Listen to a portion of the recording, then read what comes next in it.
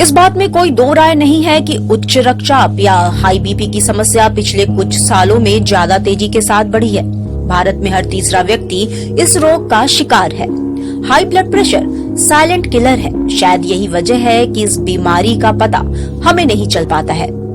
खासकर हृदय रोगों, किडनी के निष्क्रिय होने जैसी अनेक समस्याओं के पीछे बीपी का अधिक होना ही प्रमुख वजह है। सबसे बड़ी बात यह है कि कई रोगियों को हाई बीपी का पता ही नहीं चलता, क्योंकि इसका कोई खास लक्षण ही नहीं होता है। लेकिन जब सिर में दर्द, देखने में दिक्कत जैसी समस्याएं होने लगी, तो समझिए कि आप बीपी के शिकार हो रहे हैं। ये समस्या कभी कभी जेनेटिक भी होती है, जिसकी वजह से आपको बीपी की समस्या हो सकती है। दो तरह का ब्लड प्रेशर जो है, जो सबसे कॉमनली ब्लड प्रेशर देखेंगे कि आप अमूमन इसको साइलेंट किलर कहा जाता है, क्योंकि ये बढ़ा रहता है और आम व्यक्ति को पता नहीं चलता। और धीरे धीरे ब्लड प्रेशर बढ़ने से जो आपके शरीर की जो अंदर से उसको कंट्रोल, अदर दुष्प्रभाव को जो मेंटेन करने के सिस्टम बना हुआ है, जिसको इंटरनल मिल्यू कहते हैं मेडिकल लैंग्वेज में, वो अपने आप प्रेशर सेंसर जो है रीसेट हो जाता है हायर लेवल में, कि उसी को बढ़े हुए ब्लड प्रेशर को नॉर्मल मान लेता है और उसी के अनुसार शरीर को चलाने की कोशिश करता है। तो जिससे क्या होता है कि उस लिमिट के कारण आदमी को उसके दुष्प्रभाव सीधे सीधे शुरुआती दौर में नहीं पता चलता है। जब वो आपकी हार्ट को या ब्रेन स्ट्रोक कर दे, या फिर किडनियां खराब कर दे, या फिर आपके खून की नलियों को खराब कर दे हाथ पांव के, तब जाकर आप आगे या हार्ट फेल कर दे, तो उस समय आप आगे चलकर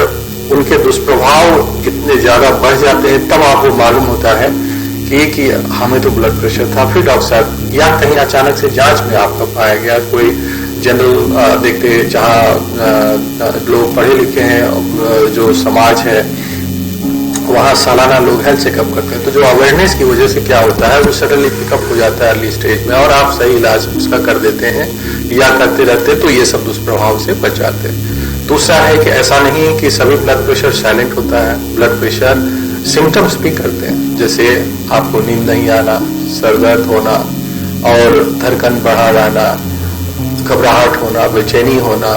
तो ये सब तरह से ब्लड प्रेशर जो है आपको प्रेजेंट करता है आम व्यक्ति में। और अगर ऐसी कोई आपको बार बार तकलीफ होती है, तो आपको डॉक्टर से जाकर चिकित्सीय सलाह करना चाहिए। उस चिकित्सक पूरी आपकी खुद जांचें करवाएंगे। करवाने के बाद ये निर्धारित करेंगे ये ब्लड प्रेशर किसी वजह से पैदा हुई है, यानी सेकेंडरी हाइपरटेंशन है, या इसकी कोई वजह नहीं है, जेनेटिक या जो भी दूसरी वजह है। तो अगर जेनेटिक है तो उस तरह से अलग ट्रीटमेंट प्रोटोकॉल होगा, अगर वो सेकेंडरी वजह है तो उसके अलग प्रोटोकॉल होगा। ब्लड प्रेशर का खतरा बढ़ते उम्र के साथ ही हर किसी को अपनी चपेट में लेता है। 45 की उम्र के बाद ये रोग अमूमन लोगों को होता है, लेकिन ऐसा बिल्कुल भी नहीं है कि ये रोग 45 के बाद ही लोगों को होता है। कई बार ये देखने में मिलता है कि कम उम्र में भी व्यक्ति इस रोग का शिकार हो जाता है।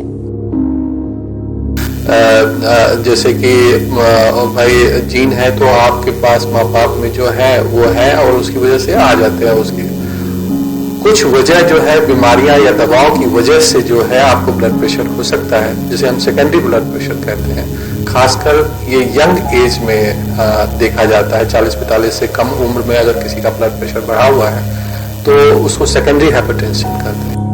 बता दें कि हाइपरटेंशन यानी हाई ब्लड प्रेशर की वह स्थिति है जब धमनियों में रक्त का दबाव बढ़ता है। इसमें कई कारण हो सकते हैं, जैसे तनाव, नींद नहीं आना।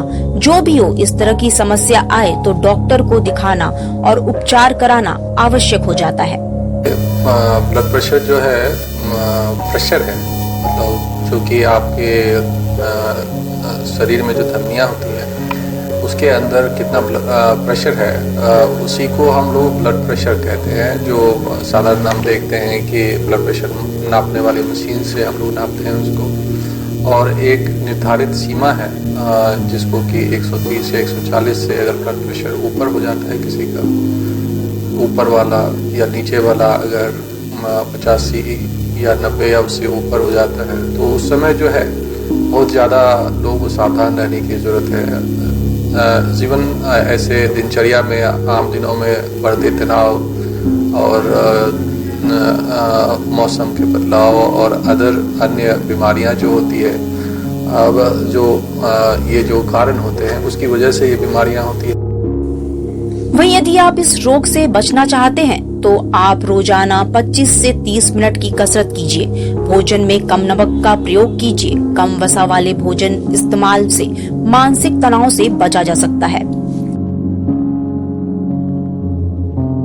नियमित दिनचर्या को ध्यान रखना है, बच्चों को बचपन से ही मोटापे नहीं बढ़ने देना है, उसको रोज 1 घंटा व्यायाम के लिए, बाहरी खेल के लिए जो फुटबॉल, क्रिकेट, साइकिलिंग, इस तरह से जो है आपको उसको प्रेरित करना है। वो चाय से तली भुनी चीजें, नमक, ये सब कम लें। जो नारियल का पानी वगैरह होता है उसमें पोटेशियम ज्यादा होता है, तो वैसे नारियल का पानी पिएं।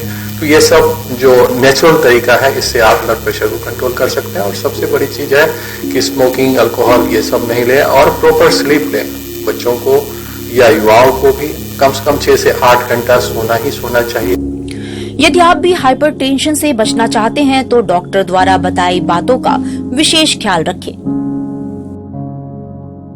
वाराणसी से लाइव वीनेस के लिए ओमकार नाथ के साथ सौम्या चौरसिया की रिपोर्ट।